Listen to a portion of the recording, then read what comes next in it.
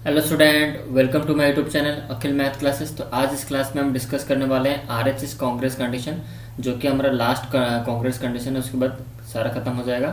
फिर उसके बाद हम स्टार्ट करेंगे वर्कशीट नंबर 4। तो यहाँ पर देखो, आरएचएस कंडीशन बहुत ईजी है, बहुत ही ईजी है समझने के लिए। आरएचएस कंडीशन आप एक बात पहले समझ लो, RHS condition always applicable in right angle triangle. ये चीज़ आप एक मतलब क्या उसको नोट बना के रख लो कि आरएचएस कांग्रेस कंडीशन अगर आप यूज करना चाहते हो ट्रायंगल के, तो वो ट्रायंगल मस्ट बी है राइट एंगल ट्रायंगल। तो ट्रायंगल हमेशा राइट एंगल ट्रायंगल ही होना चाहिए। नोट में यहाँ पर लिख लो आप, the triangle, the both the triangles, यहाँ पर लिख दो both the triangles must be A right angle triangle. दो ट्रायंगल राइट एंगल ट्रायंगल होने चाहिए। अब यहाँ पर सवाल आता है राइट एंगल ट्रायंगल क्या है। तो आई थिंक सारे बच्चों को पता होगा राइट एंगल ट्रायंगल क्या है। जो ट्रायंगल जिसके कोई एक एंगल, कोई भी एक एंगल का मेजरमेंट 90 डिग्री हो, मेजर 90 डिग्री हो, उसको हम बोलेंगे right angle triangle. A triangle whose measure any one angle measure 90 degree is known as right angle triangle. एक ट्रायंगल का कोई एक एंगल का मेजर उसका 90 डिग्री है, तो वो राइट एंगल ट्रायंगल है। ठीक है। तो राइट एंगल ट्रायंगल के बारे में आपको बताने की जरूरत नहीं, क्योंकि आपने चैप्टर 8 में भी पढ़ा है, पाइथागोरस थ्योरम पढ़ा है राइट एंगल ट्रायंगल के बारे में। अच्छा, तो मैं एक यहाँ पे राइट एंगल ट्रायंगल यहाँ पे ड्रॉ कर लेता हूँ। देखो थोड़ा सा टेढ़ा हो गया, कोई बात नहीं, देखो ठीक है। तो ये हमारा राइट एंगल ट्रायंगल है। ठीक है, यहाँ पर आप ले लो नेम इसका ABC, यहाँ पर आप नाम ले लो DEF। तो राइट एंगल ट्रायंगल में तो पहला कंडीशन मैं बोल दिया कि देखो, मैं यहाँ पर सब सारे कंडीशन यहाँ पर लिखता हूँ कि आरएचएस कंडीशन होने के लिए पहला कंडीशन तो ये है कि राइट एंगल ट्रायंगल होना चाहिए। ठीक है, तो ये पहला नंबर 1 लिख के आप इसको मैं एरो से ऊपर देता हूँ, क्योंकि ये स्टेटमेंट होना चाहिए, the triangle must be right angle triangle. दूसरा क्या होना चाहिए, पहला तो हमको बोल दिया, पहला क्या है, ऊपर वाला जो स्टेटमेंट ये वाला जो लिखा हूँ, that is the first rule. Second rule आप ये याद रखो कि एक तो राइट एंगल ट्रायंगल हो गया, और जो राइट एंगल ट्रायंगल जो है, तो यहाँ पर 90 लिख लेते हैं, यहाँ पर ये 90, यहाँ पर 90, ठीक है, यहाँ पर 90 डिग्री है, यहाँ पर बी के पास 90 है। आप इसको सिंबलिक वे में ऐसे 90 डिग्री लिखा जाता है, या फिर इसको चाहो तो ऐसे लिख सकते हो 90 डिग्री। ठीक है, बट इतनी जो सिंबल मैंने दिया है, ये तो कर्व लाइन इसको मैं नहीं बोलूँगा, बट ये जो एंगल का जो रिप्रेजेंटेशन जैसा होता है, इसका मतलब ये होता है 90 डिग्री। ठीक है। अच्छा, अब दूसरा चीज़ याद रखो, दूसरा रूल क्या होना चाहिए, पहला तो हो गया, दूसरा ये होना चाहिए कि हाइपोटेन्यूज। अब यहाँ पर सवाल आता है हाइपोटेन्यूज इक्वल होना चाहिए।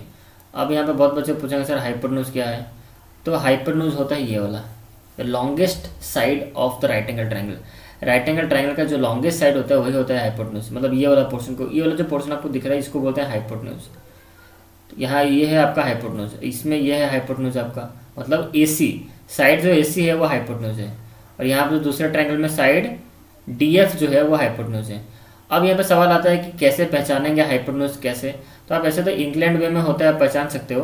दूसरा मेथड है पहचानने के लिए हाइपोटेन्यूज कैसा, राइट एंगल ट्रायंगल में हाइपोटेन्यूज खोजने में बच्चों को दिक्कत होता है।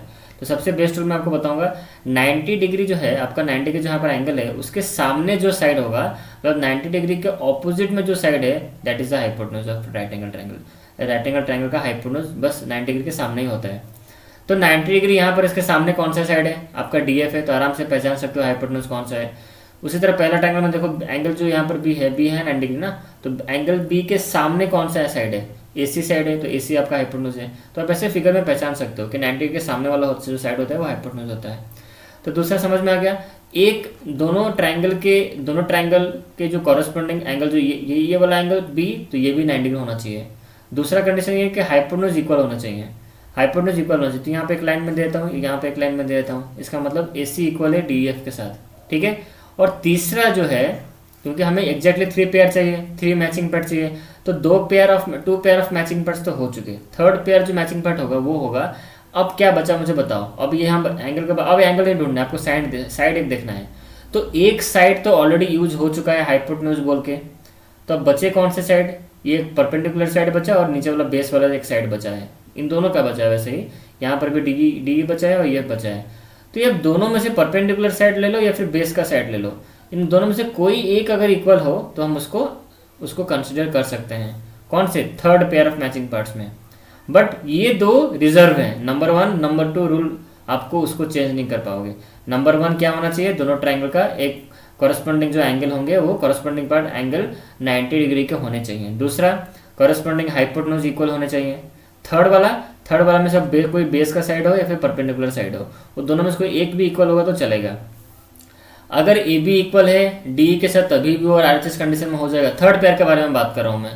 या फिर अब अगर बी सी इक्वल होता ई एफ के साथ तभी भी चलता, कोई दिक्कत नहीं। But right angle RHS condition होने के लिए पहला तो दो ट्रायंगल को राइट एंगल होना जरूरी है, दूसरा हाइपोटेन्यूज इक्वल होना जरूरी है। दोनों तो मस्ट होने चाहिए। थर्ड वाला चेंज हो सकता है, थर्ड वाला बेस के साइड को इक्वल कर सकते हो या फिर परपेंडिकुलर साइड को इक्वल कर सकते हो, कुछ दिक्कत नहीं। बट ये दोनों मस्ट होने चाहिए, राइट एंगल ट्रायंगल और दूसरा हाइपोटेन्यूज। और या देखो करस्पॉन्डिंग हाइपोटेन्यूज, ये नहीं कि इसका एसी तो उसका और भी होगा, ऐसा नहीं होगा। तो हाइपोटेन्यूज तो एक ही होता है, वैसे तो इक्वल हो पहचाने लोगे, दूसरा तो होने के सवाल ही पैदा नहीं होता। हाइपोटेन्यूज तो इक्वल होना ही चाहिए। और हाइपोटेन्यूज का कोई अदर ऑप्शन तो है ही नहीं कि दूसरे ट्रायंगल में हाइपोटेन्यूज तो वही कॉरस्पॉन्डिंग साइड ही होगा। हाँ, बट बच्चे यहाँ पर कंफ्यूजन है थर्ड वाले में कि सर हम क्या लिख सकते हैं कि ए बी, अगर सपोज ए बी इक्वल होता है ई एफ के साथ तो क्या होता, नहीं होता। क्यों? देखो, क्योंकि ए बी का कॉरस्पॉन्डिंग पार्ट कौन है, डी है ना, तो डी ई होना चाहिए। याद देखो कॉरस्पॉन्डिंग है, यहाँ पर देखो आप देख लो, आपको बुक में क्या लिखा है, two right angle triangles are congruent if the hypotenuse and one side of one triangle, एक ट्रायंगल का हाइपोटेन्यूज और कोई एक साइड वो इक्वल होना चाहिए किसके साथ, corresponding, equal to the hypotenuse and corresponding side of the other triangle के हाइपोटेन्यूज के साथ। और जो आपने कंसिडर यहाँ पर किया, यहाँ पर अगर आप यहाँ पर ए बी ले रहे हो, मतलब आप परपेंडिकुलर साइड को ले रहे हो इक्वल, तो यहाँ पर भी परपेंडिकुलर साइड ही इक्वल होने चाहिए, क्योंकि ए बी का कॉरस्पॉन्डिंग साइड कौन है, डी ई है। अगर ए बी के साथ सपोज इक्वल होता है ई एफ, तब उसको हम नहीं लिख सकते हैं। हम ऐसा लिख नहीं सकते कि ए बी इक्वल है ई एफ के साथ, हम ऐसा लिख नहीं सकते क्योंकि ए बी का कॉरस्पॉन्डिंग डी ई है, तो हमें ए बी कॉरस्पॉन्डिंग साइड ही इक्वल होना चाहिए। समझ में आ रहा है सबको ये चीज़? अच्छा, और एंगल का भी वही बात होता है कि एंगल यहाँ पर, तो एंगल यहाँ पर दो तो होगा नहीं, तो यही एक ट्रायंगल में, एक राइट एंगल ट्रायंगल में जहाँ पर 90 डिग्री होगा, इस जगह पे उसके कॉरस्पॉन्डिंग एंगल ही 90 डिग्री होगा। ठीक है, यहाँ सबको समझ में आ रहा है? तो आरएचएस कंडीशन में यही है, आपको ये तीनों चीज़ आपको देखना है। एक तो राइट एंगल ट्रायंगल मतलब 90 डिग्री होना चाहिए कॉरस्पॉन्डिंग, और दूसरा corresponding hypotenuse, and then corresponding कोई एक साइड हो, बेस का साइड हो या फिर परपेंडिकुलर साइड हो, कोई वो चलेगा। ओके, तो आई थिंक सब बच्चों को यहाँ पर समझ में आ गया। तो कैसे लिखेंगे, कैसे स्टेटमेंट कैसे लिखेंगे? अब ऊपर का ही सवाल जो मैंने बनाया है यहाँ पर, इसी को ले लो, कंसिडर कर लो। तो इसको मैं अभी थोड़ा रब कर लेता हूँ और फिर आपको समझाता हूँ, ठीक है? या फिर हम और एक स्लाइड में ले लेते हैं, इसी में इसको कर लेते हैं। जब इसको मैं रब कर लेता हूँ यहाँ पर, और मैं आपको स्टेटमेंट के साथ बताता हूँ कैसे आपको लिखना है। यहाँ तक सबको क्लियर हो गया क्या क्या कंडीशन होने चाहिए आरएचएस में करने के लिए? अब मैं एक यहाँ पे एग्जाम्पल के थ्रू आपको एक समझाऊंगा। एक सवाल लेते हैं, एक मन से मैं एक सवाल बनाता हूँ, उसको लेते हैं, समझते हैं। तो मैंने यहाँ पर एक राइट एंगल ट्रायंगल यहाँ पर ड्रॉ किया। मैं यहाँ पे एक क्वेश्चन बना रहा हूँ, ठीक है? एक राइट एंगल ट्रायंगल है, दूसरा राइट एंगल ट्रायंगल ले लो, दूसरा ये ले लो राइट एंगल ट्रायंगल। ये पहला वाला ट्रायंगल तो राइट एंगल ट्रायंगल दिख नहीं रहा है, इसको हम रब कर लेते हैं, अच्छी तरह बनाते हैं एक राइट एंगल ट्रायंगल, जैसे आपको नजर आए कि yes that is a right angle triangle. तो थोड़ा अलग हो गया था, इसको ऐसे लिख देते हैं, ठीक है? अब ठीक है, ये हमारा पहला, ये दूसरा, इसका नाम ले लो ए बी सी। पहले जो फिगर मैंने बनाया था उसी में हो जाता है, बट मैंने वहाँ पर बहुत अलग अलग चीज़ समझाए थे, तो इसलिए मैंने और एक फिगर बना लिया।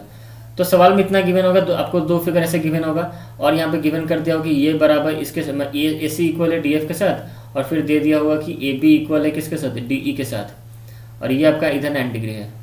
बस आपको प्रूफ करना है ट्रायंगल। आपको ऐसे क्वेश्चन में बोल दिया होगा कि प्रूफ दैट, क्या प्रूफ करना है? Proof that triangle A B C congruents to triangle D E F, ऐसा बोल दिया होगा आपको करने के लिए। तो हम क्या करेंगे बच्चों, पहले हम लिखेंगे गिवन, जैसे मैंने आपको सिखाया कैसे लिखना है। आपको गिवन में लिखोगे इन राइट एंगल ट्रायंगल लिखो यहाँ पर, इन राइट एंगल ट्रायंगल। तो यहाँ आपको गिवन में ऐसे लिखना पड़ेगा इन राइट एंगल ट्रायंगल, कौन से right angle triangle, A B C and D E F, ये सब आपको गिवन में लिखना है। और गिवन में क्या लिखना, और क्या गिवन है क्वेश्चन में? हमें क्वेश्चन में गिवन है कि ए बी इक्वल है किसके साथ, डी ई के साथ इक्वल है, कॉमा, और क्या गिवन है, ए सी इक्वल है किसके साथ, डी एफ के साथ इक्वल है। ये सब चीज़ें आपको गिवन में लिखना है। सेकंड स्टेप क्या आता है, टू प्रूफ। हमें क्या प्रूफ करना है? हमें ये प्रूफ करना है कि ट्रायंगल ए बी सी जो है वो कॉन्ग्रुएंट है किसके साथ, ट्रायंगल डी ई एफ के साथ। कौन सा? बस ये हमें कॉन्ग्रुएंट प्रूफ करना है, टू प्रूफ। अब हम यहाँ पे प्रूफ में आएंगे, PROOF। प्रूफ मतलब हम प्रूफ कर रहे हैं। क्या प्रूफ कर रहे हैं? देखो नीचे, तो प्रूफ करने के लिए पहले हम क्या करेंगे, पहले हम ट्रायंगल को कंसिडर करते हैं। तो पहले आप लिखोगे in triangle ABC and triangle DEF, ये दो चीज़ें आपको लिखने आएंगे। दो ट्रायंगल पहले आपको दिखाना होगा कौन से आप दो ट्रायंगल को कंसिडर कर रहे हो। तो in triangle ABC and triangle DEF, तो हम यहाँ पे लिखेंगे AB बराबर है किसके साथ, DE के साथ, जो कि गिवन यहाँ पर साइड में लिख दो, रीजन यहाँ पर क्या है, ये गिवन है।